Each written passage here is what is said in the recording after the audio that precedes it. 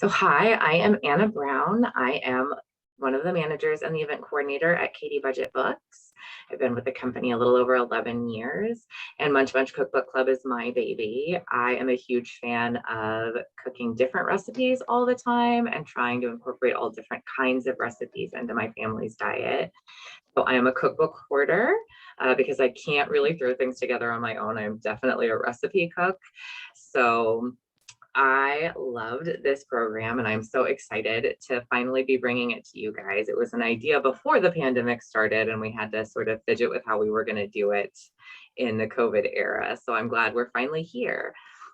So thank you all for joining us. Today we have Ramin Ganeshram, who is an award-winning journalist, food historian, and professional chef, as well as the co-author of The Art of the Perfect Sauce. Her work has notably been featured in The Guardian, NPR, Saveur, I'm probably saying that wrong, Epicurious, right. Yes, and Bon Appetit. How did this come to be? Are you vegan? Like, is that how you came to do this book? So the way that I came to this was it's interesting. I'm not vegan, although I very happily eat vegan foods. I'm not a person who feels like, oh, I have to have meat or an animal-based protein in any way, shape, or form. My daughter became vegan, and actually my best friend is vegan, and they sort of became vegan at the same time. So, these are two families pre-pandemic that were always together. So you had, fully half or whatever, a third of the people there not eating meat. So what I had started to do was adapt recipes, just generally adapt recipes for them, for my daughter and my friend, to be able to eat what we were eating, but have it be vegan. And around this time, these products started to really get popular. So I thought, let me try it. Let me see if I can really honestly substitute them, and honestly substitute the alternative dairy products as well to create food so that it's not that they have to eat something completely different. We're eating, let's say, Jamaican patties, meat patties, and so are they. We're eating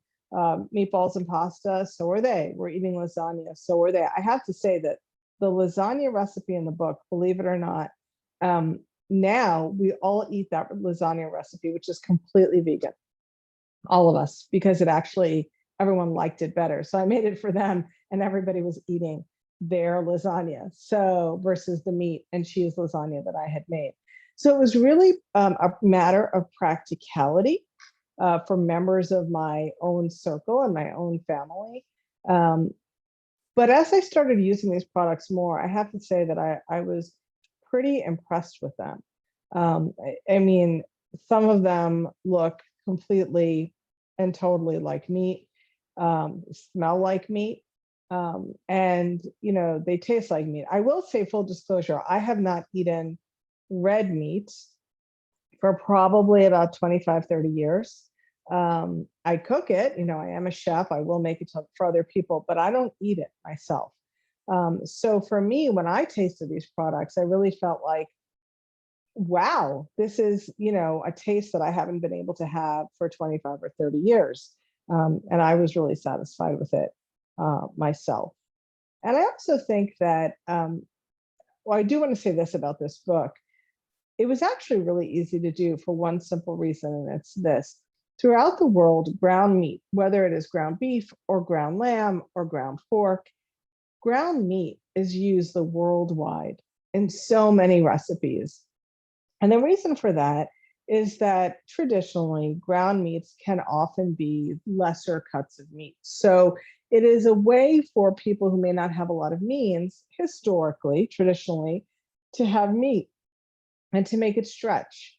So what that has meant is that there are thousands of recipes that use ground meat, and those recipes are really creative and they're really tasty, and they often feed a large group of people. And so it was incredibly easy to just find recipes from around the world that already used ground meat and substitute these plant-based meat alternatives. In fact, the book could have probably been twice the size that it is. There's that many recipes in the world that use ground meat of some kind.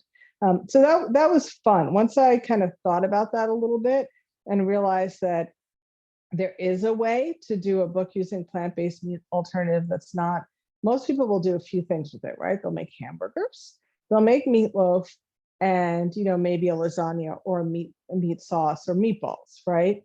And that's kind of it. And when I started to really think about it as a food historian, I realized there's no reason for that.